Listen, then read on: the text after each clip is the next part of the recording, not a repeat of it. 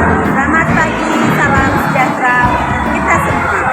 Pada hari ini saya akan memaparkan tugas tematik level 3 tahun 2023 bersama saya Wayan Jumini SPDGR SD Negeri 21 Kota Sorong, Provinsi Papua Barat Daya. Halo anak-anak hebat. Pada hari ini kita akan belajar tentang perkembangbiakan generatif pada tumbuhan. Tema 2, subtema 1, pembelajaran 3. Adapun tujuan pembelajaran kita hari ini, melalui video pembelajaran, siswa mampu mengidentifikasi perkembangbiakan pada tumbuhan. Tahukah kalian, salah satu ciri-ciri dari makhluk hidup adalah berkembang biak. Berkembang biak artinya menghasilkan makhluk baru yang sama jenisnya. Makhluk hidup berkembang biak untuk memperbanyak diri agar jenis atau spesiesnya tidak mengalami kepunahan. Lalu, apakah kalian tahu perkembangbiakan pada tumbuhan dibedakan menjadi dua? Apa saja itu? Perkembangbiakan pada tumbuhan dapat dibedakan menjadi dua, yaitu perkembangbiakan secara generatif dan perkembangbiakan secara vegetatif. Di video kali ini kita akan membahas tentang perkembangbiakan generatif pada tumbuhan. Perkembangbiakan generatif merupakan perkembangbiakan yang ditandai dengan adanya peleburan sel kelamin jantan dan sel kelamin betina. Alat perkembangbiakan secara kawin atau generatif pada tumbuhan adalah bunga.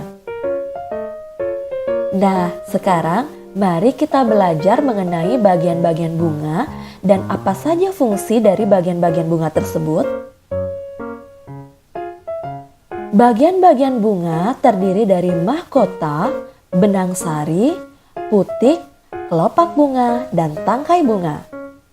Mahkota bunga berfungsi untuk menarik perhatian serangga, sehingga dapat membantu bunga dalam proses penyerbukan. Yang kedua adalah benang sari. Benang sari berfungsi sebagai alat kelamin jantan pada tumbuhan. Yang ketiga adalah putik. Putik berfungsi sebagai alat kelamin betina pada tumbuhan. Yang keempat adalah kelopak bunga. Kelopak bunga berfungsi untuk melindungi bunga pada saat bunga masih kuncup. Dan yang terakhir adalah tangkai bunga. Tangkai bunga berfungsi sebagai penyongkong dan sebagai penghubung bunga dengan ranting.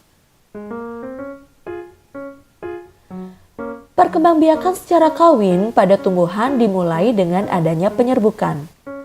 Proses penyerbukan pada tumbuhan terjadi di bunga. Penyerbukan ini melibatkan dua bagian bunga, yakni benang sari sebagai alat kelamin jantan dan putik sebagai alat kelamin betina. Nah, apakah kalian tahu ada berapa macam jenis penyerbukan tersebut? Jenis penyerbukan juga dapat digolongkan menjadi 4 macam. Yang pertama yaitu penyerbukan sendiri. Penyerbukan sendiri merupakan peristiwa jatuhnya serbuk sari di kepala putik pada bunga itu sendiri. Yang kedua adalah penyerbukan tetangga.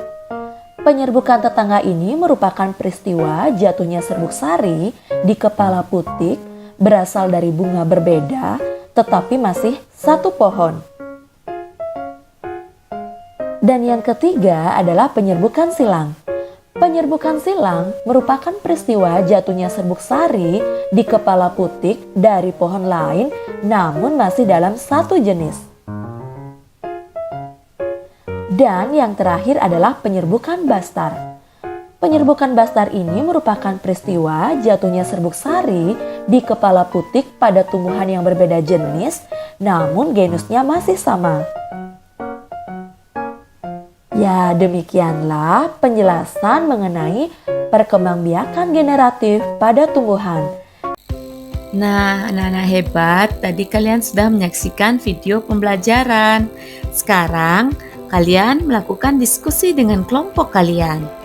Yang kalian perlu diskusikan, yang pertama, apa yang kalian ketahui tentang perkembangbiakan pada tumbuhan?